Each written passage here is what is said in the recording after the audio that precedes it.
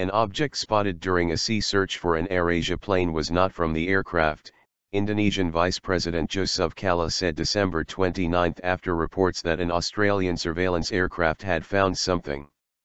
It has been checked and no sufficient evidence was found to confirm what was reported, Kalla told a press conference at Surabaya airport from where the ill-fated plane departed.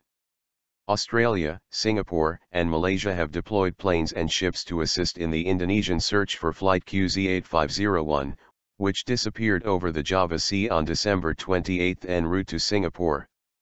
The Indonesia AirAsia plane, an Airbus A320-200, disappeared after its pilot failed to get permission to fly higher to avoid bad weather during a flight from the Indonesian city of Surabaya to Singapore on December 28.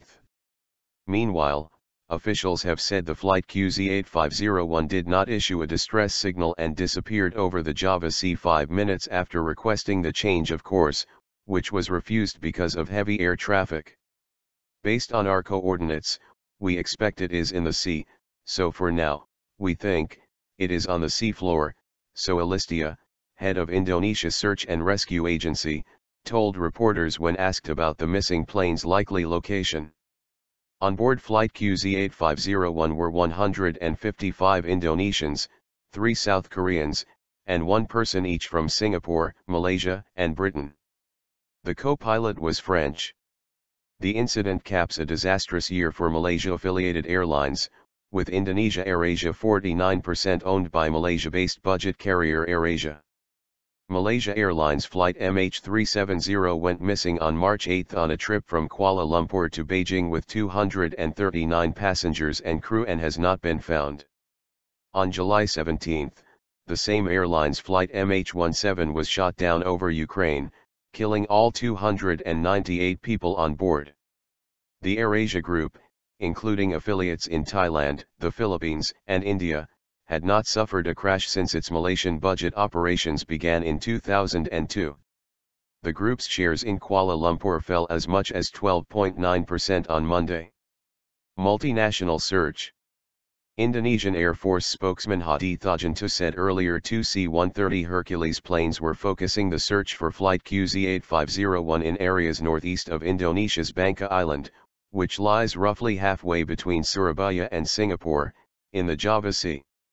Australian, Malaysia and Singapore sent Navy ships and aircraft to join the search. China also offered to send planes and ships to help in the search, as well as any other assistance Indonesia needed. So Alistia said Indonesia might not have the best technology to search underwater and had accepted offers of help from the United States, Britain, and France.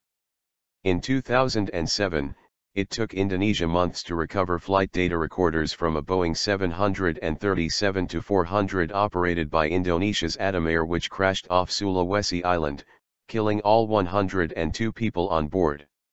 According to Indonesian Navy Flight Commander Laksamana Perdana Sigit Setiantha, the sea depths around the Bangka Belitung Islands is only 25 to 50 meters, 75 to 150 feet. Flight QZ8501 was traveling at 32,000 feet above the Java Sea and had asked to fly at 38,000 feet to avoid clouds, said Yoko Murio Atmadjo, Air Transportation Director at Indonesia's Transport Ministry. Permission was not given at the time due to traffic in the area.